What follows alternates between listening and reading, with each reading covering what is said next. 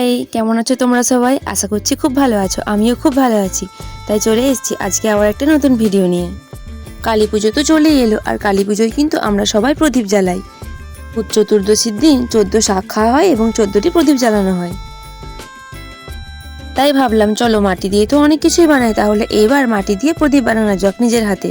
আর দেখো, প্রদীপ কিন্তু দোকানেও কিনতে পাওয়া যায়, কিন্তু নিজের হাতে প্রদীপ বানিয়ে জ্বালালে সেটা আরোই ভালো লাগে। তাই ভাবলাম চলো নিজের হাতেই বানানো যাক। যেই ভাবা সেই কাজ। দেখো, মাটি নিয়ে আমি বসে পড়েছি প্রদীপ বানানোর জন্য। আর দেখো, এখানে কিন্তু আমার একটা প্রদীপ বানানো হয়ে গেছে। তাহলে তোমরা যারা ভাবছো এই বছর কালী পুজোয় তোমরা নিজের হাতের বানানো প্রদীপ জ্বালাবে, তারা কিন্তু এই ভিডিওটা কোনো রকম স্কিপ না করে পুরোটাই দেখতে থাকো। তাহলে কিন্তু তোমরা খুব সহজেই পারবে বানাতে। আর দেখো, আমার কিন্তু প্রদীপগুলো বানানো হয়ে গেছে। আমি এখানে মোট 10টি প্রদীপ বানিয়েছিলাম। এরপর আমি এই প্রদীপগুলিতে একটু একটু ডিজাইন করে নেব। দেখো, ডিজাইন করার জন্য কিন্তু আমার কাছে সেরকম কোনো জিনিস নেই। আমার হাতের কাছে যেগুলো ছিল আমি সেগুলো দিয়েই করেছি। যেমন দেখো, চকলেটের স্টিক ছিল একটা, তারপর সুপার ক্লের জিনিস বানানোর জন্য একটা সুপার ক্লের টুলস ছিল, সেই টুলসের সাহায্যে করেছি। আর একটা ছোট চকলেটের স্টিক ছিল, সেটা দিয়ে আমি ছোট ছোট ডিজাইন করে নিয়েছি। তাহলে তোমরাও যদি চাও যে নিজের হাতে প্রদীপ বানাবে, তাহলে কিন্তু আমার এই ভিডিওটা দেখে তোমরা খুবই উপকৃত হবে। আর এই মাটির প্রদীপ বানানোর জন্য কিন্তু মাটি ছাড়া আর কিছুই লাগবে না। আর এই ছোট ছোট টুলসগুলি যেগুলি হাতের কাছে পাবে সেগুলো দিয়েই হয়ে যাবে। আর দেখো, আমার প্রদীপগুলি কিন্তু শুকিয়ে গিয়েছে খুব ভালো করে। এরপরে আমি এগুলি উনুনে পোড়ানোর জন্য রেখে দিয়েছিলাম। তারপরে আমি একদিন পরে আমি সেগুলি তুলে নিয়েছি। এরপরে আমি এগুলো পরিষ্কার করে নেব।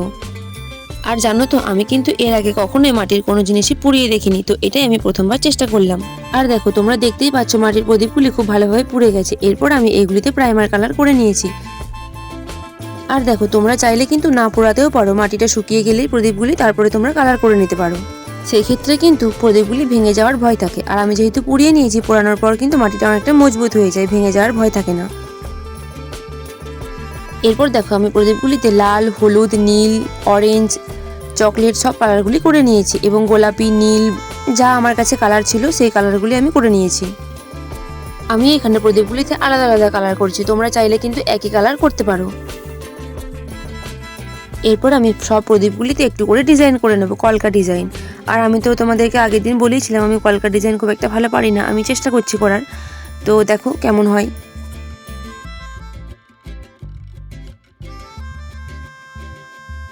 দেখো, এটা কিন্তু হয়ে গেছে, খুব একটা খারাপও লাগেনি দেখতে, মোটামুটি ভালোই লাগছে। এরপর আমি একে একে সব প্রদীপগুলিতে একটু করে ডিজাইন করে নেব।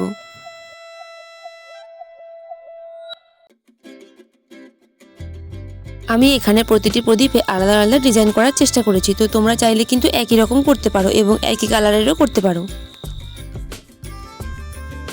তাহলে আমার এই প্রদীপগুলো ডিজাইন করতে করতে তোমরা আমার ভিডিওতে একটু লাইক করে দাও তো দেখি।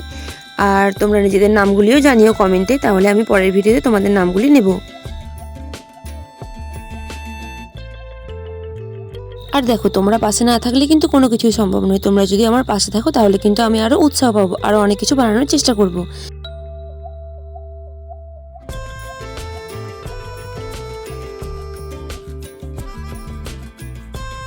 তাহলে তোমরা যারা এইভাবে মাটির প্রদীপ বানিয়েছো তারা কিন্তু আমাকে কমেন্টে জানিও।